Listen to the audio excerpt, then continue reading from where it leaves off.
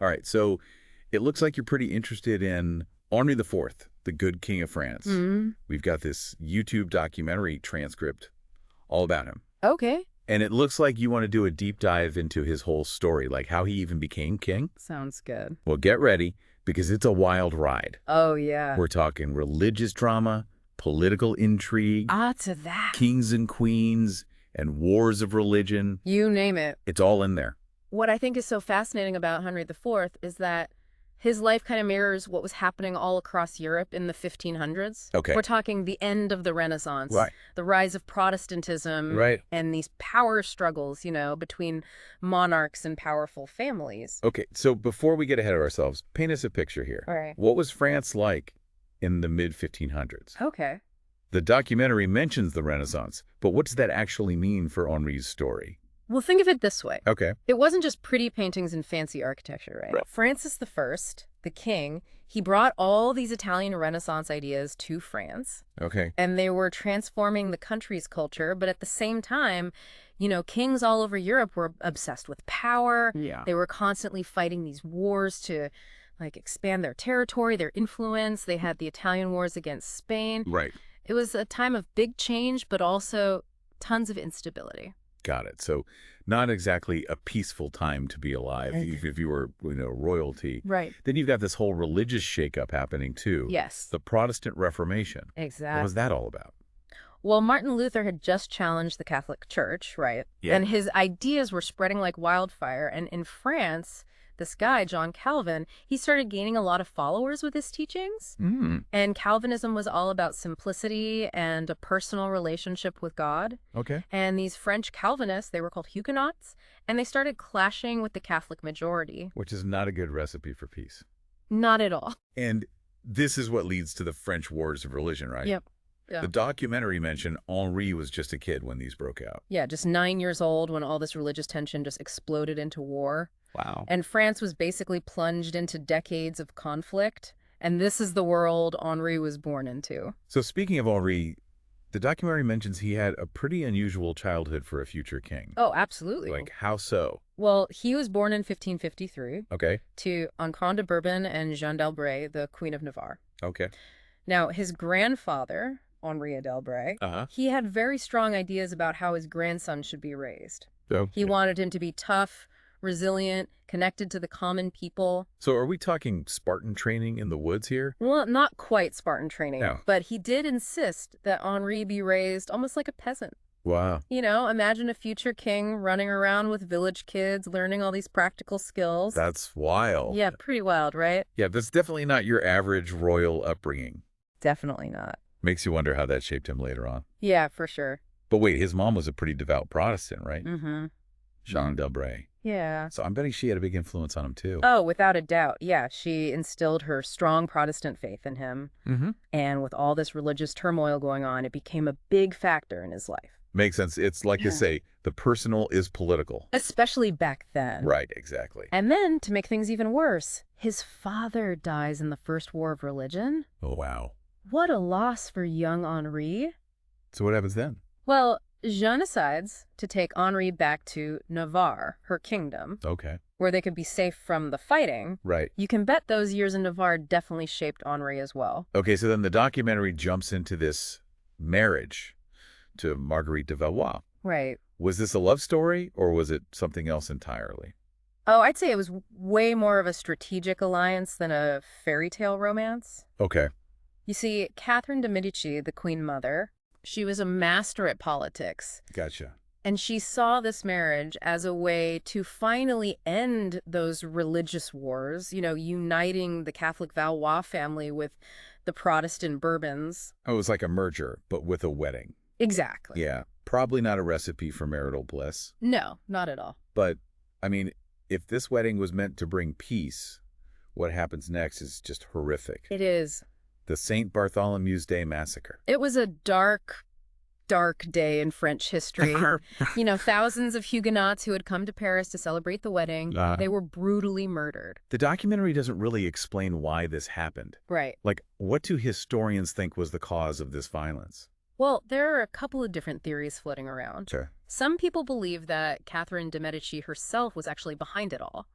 Like she was using all this chaos to get rid of Protestant leaders who, were threatening her power. Oh, wow. Other people think it was more of a spontaneous thing. Like years of this religious tension and fear, it just built up and then it just exploded. Either way, I mean, it must have been a terrifying time to be a Huguenot in Paris. Absolutely. And poor Henri, he was right in the thick of it. He's forced to convert to Catholicism just to survive. Just to survive. Wow. So he's trapped at this hostile court, surrounded by the people who just orchestrated the murder of his fellow Protestants. It's unbelievable. He had no choice but to renounce his faith and become, what, a prisoner? A prisoner, yeah, a virtual prison. It must have been such a dark time for him. Oh, for sure. It definitely didn't bode well for his future. It did not. So what happens next? What happens next? How does he go from being a prisoner of the French court to Henri IV? Well, that's where things get really interesting. Okay. But before we dive into all of that, let's just take a moment to really think about the forces that shaped Henri IV. Okay. A childhood split between peasant simplicity and princely education, a mother's unwavering faith, and then the horrors of the St. Bartholomew's Day massacre. Wow. It's almost as if his life was designed to prepare him for the challenges ahead. All right, we'll have to dig into that after the break. Sounds good. Henri's escape from the French court back in 1576, it was pretty daring. He basically said, "See ya later" to Catholicism. Wow. And went right back to his Protestant roots. So at this point, is France still like a powder keg? Oh, yeah. Are the religious wars still going on? Totally. In fact, there's this group, the Catholic League. Okay. They're gaining power, and they're led by this guy, Henri de Guise. They're like hardcore Catholics. Okay. They want to get rid of Protestantism completely in France. Wow. And they see Henri of Navarre as like enemy number one. So Henri escapes one dangerous situation and he just ends up right in the middle of another one. Pretty much, yeah. So what does he do? Just lay low? No way. Henri was a fighter. Okay. He leads the Huguenot forces into a bunch of battles. Yeah. And he's actually a pretty good military leader. Okay. But here's where it gets really interesting. Okay. The documentary mentions all these things happening almost at the same time. Okay. Catherine de Medici dies. Right. Henri de Guise is assassinated. And Henri of Navarre teams up with King Henri III. It's like a soap opera. I know, right? It's crazy. Help me untangle this web. Okay, so first, Catherine de Medici. She dies in 1589. Okay. This leaves this big power vacuum. And King Henri III. Right. He was never that strong to begin with. Okay. So he's just struggling to hold on to control. I bet Henri de Guise saw this as like his opportunity to grab power. Exactly. With the Catholic League backing him up, he's getting more and more powerful. Okay. He wants the throne for himself, and he hates Henri of Navarre and Henri of Navarre's claim to the throne. So basically a showdown was going to happen. Oh, yeah. So what happens next? King Henri III, he realizes how dangerous Guise is becoming. So he decides to do something pretty bold. Okay. He has Guise assassinated. Wow. Hoping to eliminate the rival and, regain control. And this backfires, right? Oh, yeah. Big time. How so? Well, Henri de Guise was really popular, especially with the Catholic League. Okay. So his assassination was like throwing gas on a fire. Oh, wow. The Catholic League is furious. Yeah. And they turn on King Henri III, calling him a tyrant, a murderer. So now King Henri III, he's in a tough spot. Totally, yeah. What does he do? Okay, so get this. Okay. He reaches out to Henri of Navarre for help. What? Yeah, they form this uneasy alliance against the Catholic League. So they decide to work together. Pretty much. Even though they're rivals. Yep. They realize that their common enemy is more dangerous than their religious differences. But this alliance doesn't last long, right? Sadly, no. Henri III was assassinated. You're right. In 1589, a fanatical Catholic monk assassinates Henri III. Wow. And as he's dying, he names Henri of Navarre as his successor. So this is a huge turning point, right? Absolutely. It sets the stage for, well, a whole new power struggle. Okay, so let me get this straight. Okay. Henri of Navarre, this Protestant prince who was raised almost like a peasant, is now suddenly the rightful heir to the French throne. That's right. But I bet claiming that throne was another whole battle. Oh, absolutely. Imagine the situation. Okay. The Catholic League, they refuse to accept a Protestant king. Right. And France is completely divided over religion. So what does Henri IV do? Well, he faces this impossible dilemma. What do you mean? He has two choices. Okay. He could stick with his Protestant faith and risk losing the throne. Yeah. Or convert to Catholicism and possibly betray all of his allies and his own conscience. Wow, that's a tough choice. It really is a lose-lose situation. So he's got the throne, but it's not exactly a comfortable situation. No, not really. What does he actually do? Well, that's where his pragmatism comes in. Okay. You see, Henry IV, he was a realist. He understood that to unite France, he needed to bridge the gap between Catholics and Protestants. Interesting. And that leads us to his famous quote, "Paris is well worth a mass." Okay, so what does that mean? We'll dive into all of that after a quick pause. Okay, so last we left off, Henri's got this choice. Yeah. His faith or his kingdom. Right. Sounds like he went with the kingdom. He did. But was converting to Catholicism really the answer? Well, it's definitely one of the most debated moments Huh? in Henri I's life. Yeah. Some historians, they see it as a pure power move, right? Right. A way to, like, appease the Catholic League. Yeah. You know, make sure he gets the throne. Secure his claim. Yeah, but others, they say it was more than that. Right. They point out that Henri was also super concerned about France. Right. Decades of war. Mm-hmm. It had torn the country apart. Right.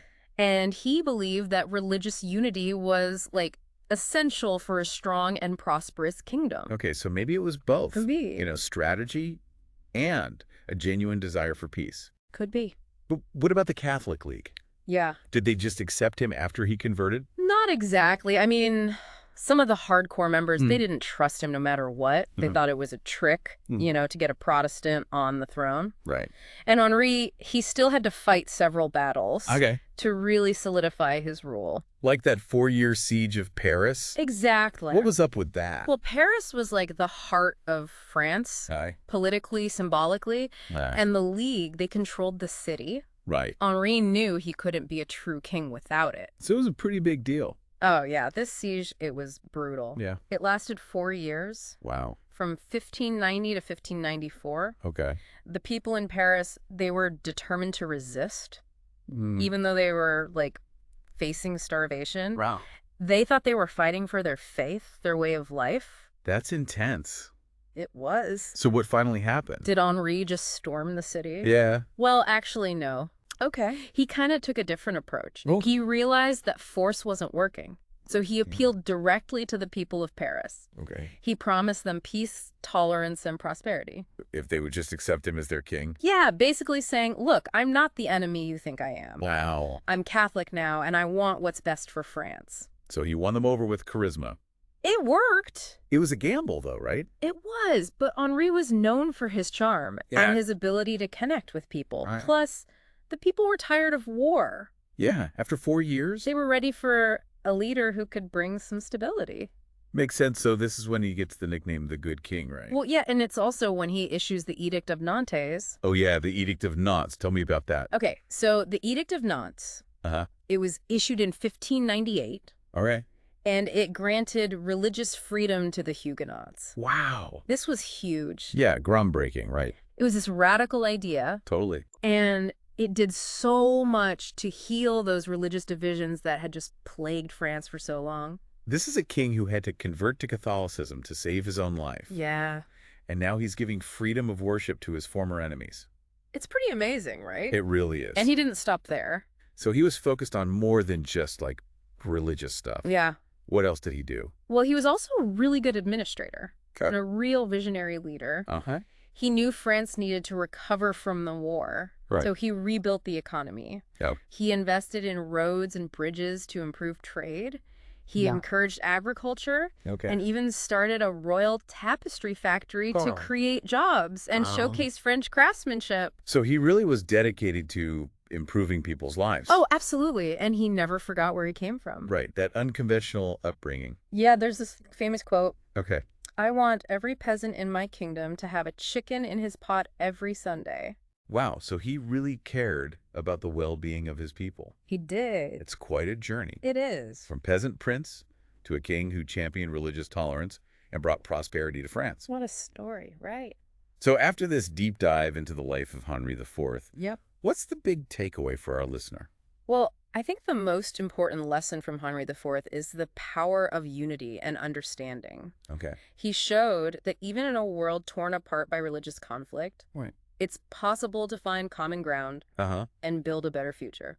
That's a powerful message. It is. He was willing to compromise. Yeah. Listen to different perspectives. Right. Put the needs of his people above his own. You know, in a world that often feels so divided these days, Yeah. that's definitely something worth remembering. For sure.